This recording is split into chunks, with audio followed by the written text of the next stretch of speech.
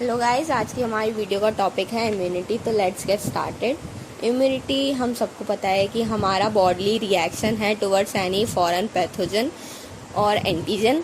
दो तरह की होती है, इनेट और एक्वायर्ड। इनेट इम्यूनिटी जो होता है वो हमारे जेनेटिक्स और कॉन्स्टिट्यूशनल मेकअप पे डिपेंड करता है, जबकि आर्टिफिशियल या फिर एक्वायर्ड जो होती है वो किसी से एक्वायर्ड होती है, जैसे कि मदर से फीटस में आई या फिर कोई ट्रांसफ्यूजन हुआ, जैसे कि प्लाज्मा थेरेपी वगैरह होता है, उससे हमें एंटीबॉडी मिली।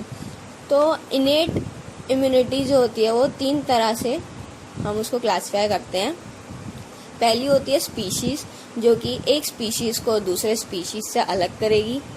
सेकंड होती है रेशियल, जो कि एक रेस को सेकंड रेस से अलग करेगी, जैसे कि कुछ बीमारियां होती हैं उनकी ससेप्टिबिलिटी उस रेस में ज़्यादा होती है, जैसे कि प्लाज्मोडियम फैल्सीपैरम मलेरिया, वो अफ्रीकन्स में ज़्यादा दिखता है या अफ्रीका के पार्ट्स में ज़्यादा दिखता है। फिर थर्ड आती है इंडिविजुअल, जो एक इंडिविजुअल को दूसरे इंडिविजुअल से अलग कर रही है, जैसे और कुछ फैक्टर्स इसको इन्फ्लुएंस करते हैं, जैसे कि age, hormonal influence and nutrition. Age जैसे कि जो हमारे इन्फेंट्स होते हैं और जो ओल्ड पीपल होते हैं उनके अंदर ज़्यादा ससेप्टिबिलिटी होती है किसी भी इन्फेक्शन को एक्वायर करने में, मगर कुछ ऐसी डिजीज़ भी होती हैं जो कि अडल्ट एज में ज़्यादा दिखाई देती हैं, जैसे कि पोलियोमाइलाइटिस। सेकंड आता है हार्मोनल इन्फ्लुएंस। कुछ हार्मोन्स जैसे कि कॉर्टिकोस्टेरॉइड ये हमारी बॉडी की इम्यून को कम कर देते हैं, जैसे कि एंटी इन्फ्लेमेटरी और एंटी फैगोसाइटिक इफेक्ट को सुप्रेस कर देते हैं, जिसकी वजह से एंटीबॉडी कम बनती है और हाइपर सेंसिटिविटी होती है। जैसे ये प्रेगनेंसी में एलिवेट होता है, जिसकी वजह से जो मदर होती है उसको इन्फेक्शन प्रोन हो जाती है। थर्ड आता है न्यूट्रिशन। जैसे कि सबको पता है कि बैलेंस डाइट अगर हम नहीं लेते तो हमारी इम्यूनिटी कम हो जाती है। तो वही इसमें पॉइंट है कि जो इन्फेक्शन है वो ज़्यादातर इम्यूनो डेफिशिएंट लोगों में हो जाता है।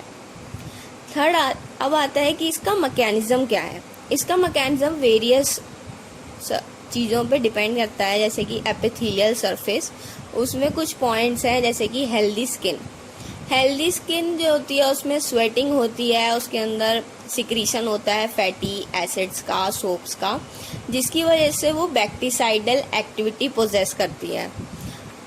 ये क्या करेगी, काफ़ी सारी बैक्टीरिया को विद इन मिनट्स मार सकता है, लेकिन कुछ बैक्टीरिया होते हैं जो रेसिडेंट बैक्टीरिया होते हैं वो ईजिली किल नहीं होते, और वो हमारे लिए हेल्पफुल भी होते हैं, क्योंकि वो अगर हम जर्म फ्री बन जाएंगे बिल्कुल तो हम काफ़ी ससेप्टेबल हो जाएंगे काफ़ी सारे इन्फेक्शंस के लिए।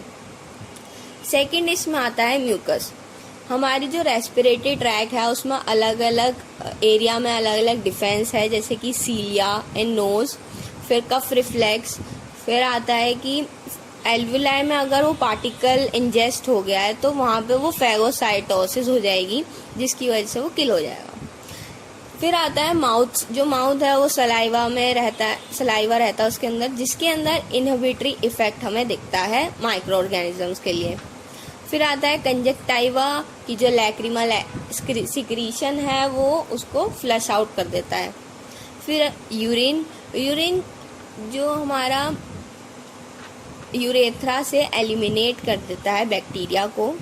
फिर वेजाइना जो होता है वो एसिडिक होता है, जो कि उसको इनहॉस्पिटेबल बना देता है काफ़ी सारे ऑर्गेनिजम्स के लिए। सेकंड आता है antibacterial substance in blood and tissues.